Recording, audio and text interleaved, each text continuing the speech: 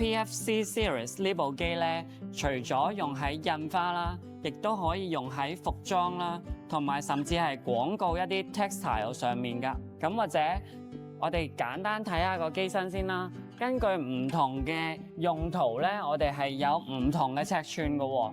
咁最細嘅1.8米乘1.2米啦，甚至到1.6米乘3.2米啦，咁其實都 OK 嘅。冇錯啦。咁啊，同埋咧，呢部機咧，佢係有雙頭嘅。咁當然啦，而家市面上咧，最多選擇啦就係單頭啦，同埋雙頭啦。咁啊，單頭就相對穩定啲，係啦。咁啊，雙頭咧個操作上咧就會快啲嘅。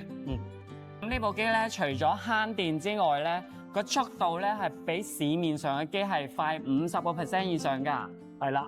而且咧，呢個機咧，佢係配置咗一個高清嘅攝像頭㗎，就係頂上面嘅。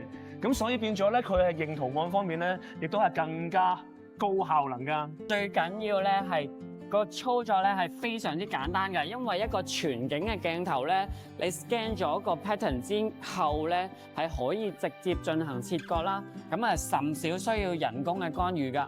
係啦，咁我哋稍後啦，就有我哋嘅技術員咧睇睇個操作啦。因為咧個軟件操作咧都影響嗰個操作性嘅喎，咁我哋呢部機咧喺個軟件操作上咧係非常之 user friendly 㗎，即係就算可能好簡單，只要認知少少呢部機嘅操作咧，亦都好容易上手嘅。